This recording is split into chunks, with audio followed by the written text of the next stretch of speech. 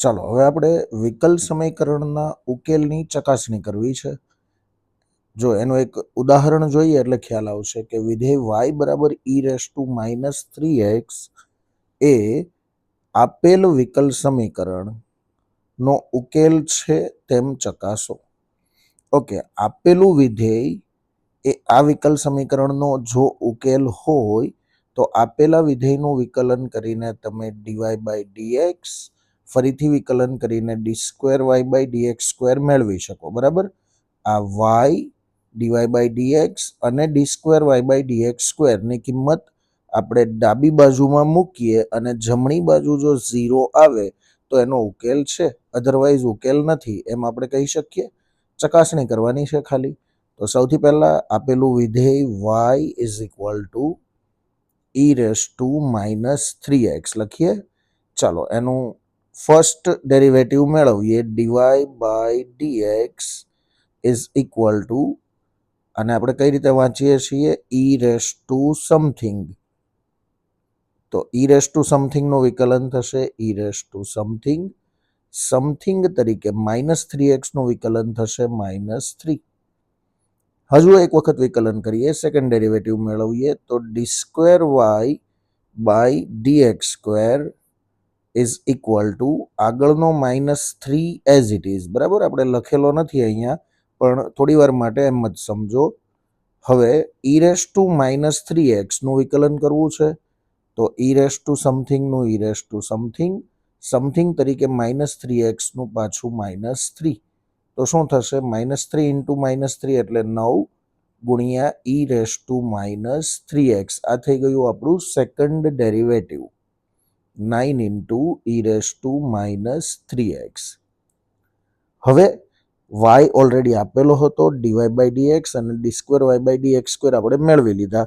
તો આ બધી જ કિંમતો જો આપેલા વિકલ સમીકરણની ડાબી બાજુમાં આપણે મૂકીએ અને જમણી બાજુ 0 છે, એટલે કે આનો આન્સર જો મને 0 મળે તો ઉકેલ છે, અધરવાઇઝ ઉકેલ નથી. તો લેફ્ટ હેન્ડ સાઈડ લખીશું પહેલા આપણે, is equal two d²y/dx² plus dy/dx -6y. ચલો આ કિંમતો આપણે અપ્લાય કરીએ તો d²y/dx² સેકન્ડ ડેરિવેટિવની કિંમત હતી 9 × e⁻3x પ્લસ dy/dx ની કિંમત મૂકીશું આપણે -3 ટાઈમ્સ e⁻3x -3 × e⁻3x અને છેલ્લે છે -6 × y ને -6 વડે ગુણીએ આપણે તો શું બની જશે, એ -6 e⁻3x. ચલો e⁻3x કેટલી વખત છે, અહીંયા છે 9 વખત, પછી -3 વખત અને -6 વખત. તો 9 વખત માંથી 3 વખત અને 6 વખત બાદ કરો તો 6 ને 3 9, -9 અને +9 કેન્સલ થઈ જશે, 3 એ 3 સ્ટેપ ઉડી જાય, ઇઝ ઇક્વલ ટુ આન્સર મળે 0, જે રાઈટ હેન્ડ સાઈડ છે. માટે y ઇક્વલ ટુ e⁻3x એ આપેલા વિકલ સમીકરણનો ઉકેલ છે.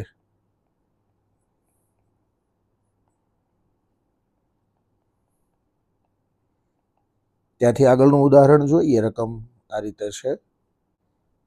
ઉદાહરણ 3ની રકમ આ રીતે છે. AB belongs to R. એ અને બી વાસ્તવિક સંખ્યાઓ છે. એના માટે વિધેય આપેલું છે y બરાબર a cos x plus b sin x એ વિકલ સમીકરણ d²y/dx² plus y equal to 0 નો ઉકેલ છે તેમ ચકાસો. ચાલો ફરીથી y જે આપેલું છે એનું આપણે ફર્સ્ટ ડેરિવેટિવ dy/dx અને સેકન્ડ ડેરિવેટિવ d²y/dx² મેળવીએ અને ત્યારબાદ ડાબી બાજુમાં આપણે કિંમત મૂકીએ. તો સૌથી પહેલા હું y લખીશ. y બરાબર a × cos x plus b × sin x, આટલું આપણને આપેલું છે.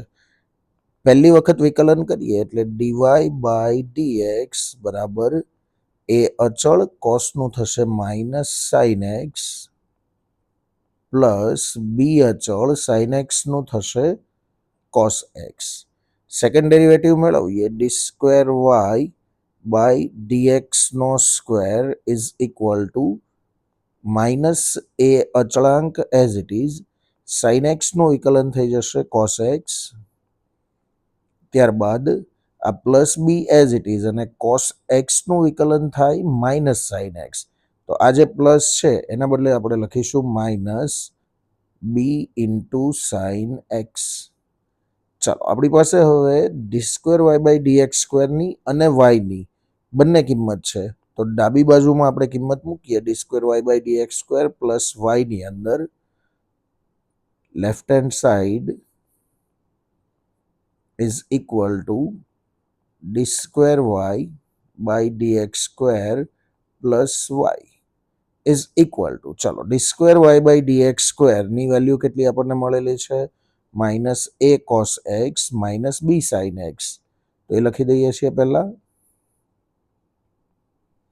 Minus A cos x minus B sine x plus વાયની કિંમત આપણને શું આપેલી હતી રકમની અંદર એ જુઓ, વાય બરાબર આપેલું હતું આપણને A cos x plus B sine x.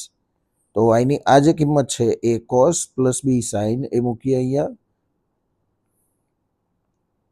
A cos x plus B sine x.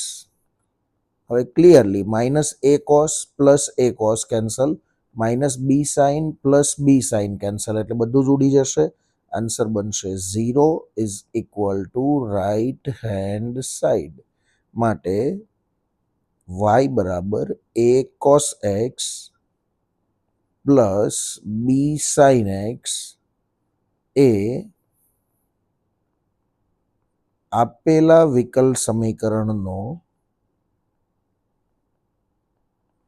ઉકેલ છે.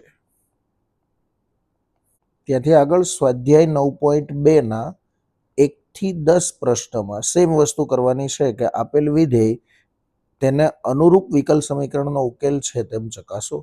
આ વિધેય આપણને આપેલું છે અને આ વિકલ સમીકરણ છે, એનો ઉકેલ બને છે કે કેમ એ ચેક કરવું છે. દેટ મીન્સ કે આપણે વાય ડેશ અને વાય ડબલ ડેશ આ બંને મેળવવાનું થશે અને કિંમત અહીંયા મૂકીએ ડાબી બાજુમાં, તો જવાબ 0 મળવો જોઈએ. સૌથી પહેલા વાય લખીએ, વાય બરાબર ઈ રેસ ટુ એક્સ પ્લસ 1 નું વિકલન કરીએ એટલે કે વાય ડેશ બરાબર ઈ રેસ ટુ એક્સનું વિકલન ઈ રેસ ટુ એક્સ, 1નું વિકલન થઈ જશે 0. ફરીથી વિકલન કરીએ તો વાય ડબલ ડેશ બરાબર ઈ રેસ ટુ એક્સનું વિકલન ઈ રેસ ટુ એક્સ જ થાય છે. ચાલો વાય ડેશ અને વાય ડબલ ડેશ બંને કિંમત મળે છે. આપણે ડાબી બાજુ લખીએ વિકલ સમીકરણની, left hand side is equal to y double dash minus y dash is equal to y double ડેશની વેલ્યુ છે ઈ રેસ ટુ એક્સ અને વાય ડેશની વેલ્યુ પણ ઈ રેસ ટુ એક્સ છે. That means e raised to x minus e raised to x is equal to 0 is equal to right hand side. માટે આપેલ વિધેય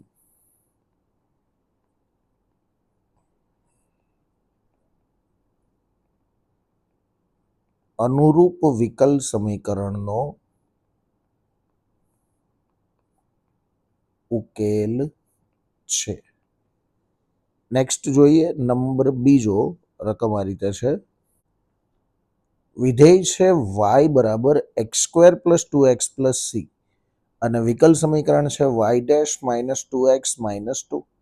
હવે તમે વિકલ સમીકરણમાં જુઓ અહીંયા વાય ડેશ એટલે કે ફર્સ્ટ ડેરિવેટિવ ડીવાય બાય ડીએક્સનો જ ઉપયોગ ખાલી કરેલો છે. તો સેકન્ડ ડેરિવેટિવ મેળવવાની કોઈ જરૂર નહીં પડે આપણને.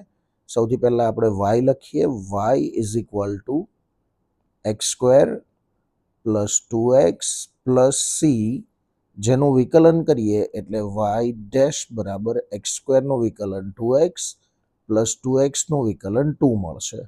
હવે વિકલ સમીકરણની ડાબી બાજુ લેફ્ટ હેન્ડ સાઈડ લખીએ, that is y dash minus 2x minus 2, that is equal two